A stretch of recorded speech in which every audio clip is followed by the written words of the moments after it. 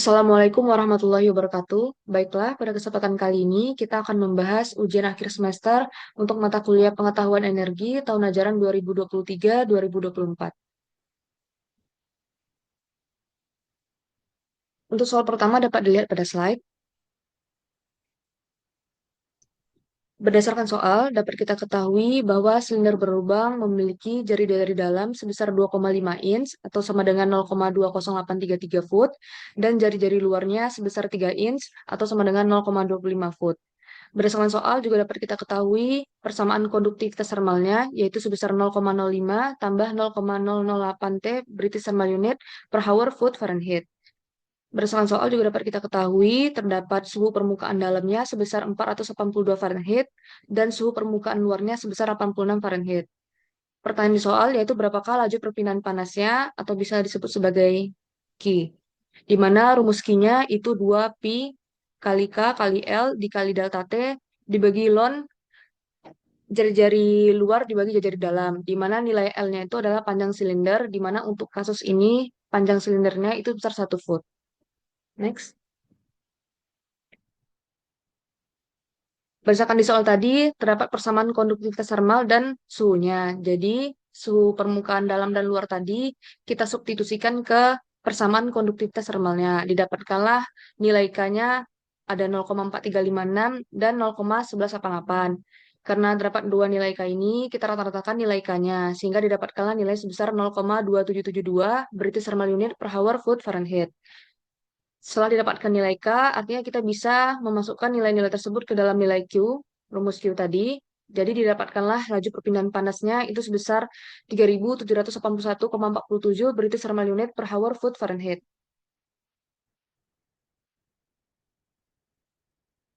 Untuk soal nomor 2 dapat dilihat pada slide. Berdasarkan soal, dapat kita ketahui bahwa untuk tebal dinding atau bisa kita sebut sebagai L1, itu nilainya sebesar 25 cm atau 0,25 meter.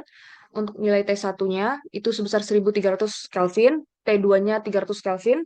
Lalu konduktivitas thermal dinding itu 0,8, konduktivitas thermal isolasi itu 0,1, dan nilai Q-nya sebesar 1900. Pertanyaannya, berapakah tebal untuk yang isolasi atau bisa kita sebut sebagai L2?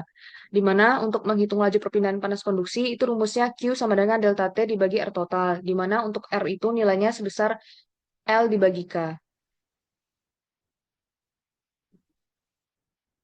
Berdasarkan rumus tadi, kita dapat mensubstitusikan nilai-nilai yang diketahui soal.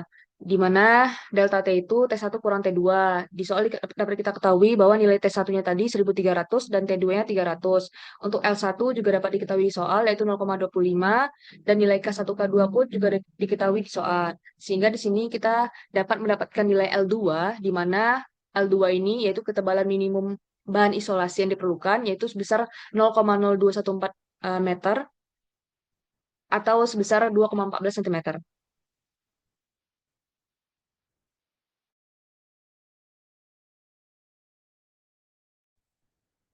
Selanjutnya, soal nomor 3, yang mana soalnya itu jelaskan cara kerja mesin 4 langkah dan beberapa hal yang dapat dilakukan untuk bisa mendapatkan daya maksimal pada motor bakar torak bensin. Yang mana untuk mesin 4 langkah ini merupakan jenis mesin pembakaran yang bekerja dengan memanfaatkan 4 langkah piston dalam satu siklus kerja. Untuk tahapan cara kerjanya itu ada 4 langkah yang dimulai dari langkah isap.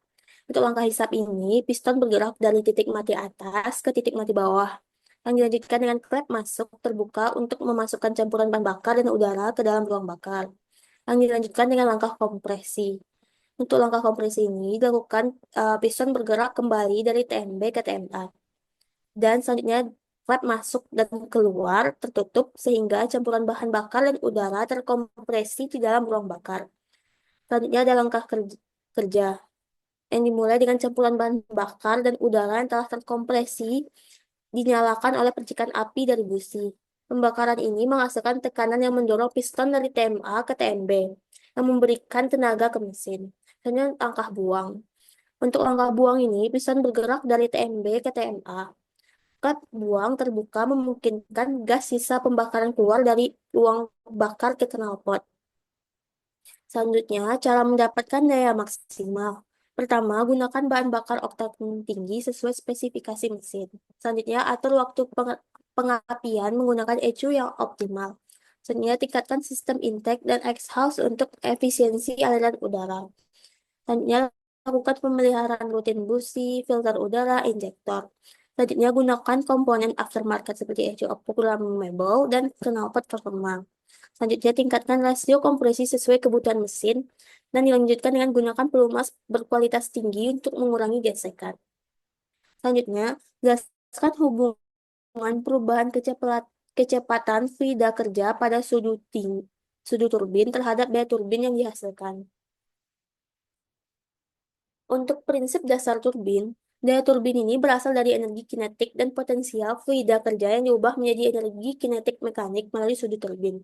Yang dimana untuk kecepatan fluida kerja dan impulsnya itu, ketika fluida kerja mengalir melalui sudut turbin, perubahan kecepatan fluida menghasilkan gaya impuls pada sudut. Yang dimana gaya ini menghasilkan torsi pada poros turbin, yang kemudian menghasilkan daya mekanik. Selanjutnya, energi kinetik fluida. Energi kinetik ini berbanding lurus dengan kuadrat kecepatan fluida yang dapat dilihat pada rumus berikut. Selanjutnya, untuk peningkatan kecepatan fluida, yang dimana untuk meningkatkan energi kinetik yang dapat diubah menjadi daya turbin.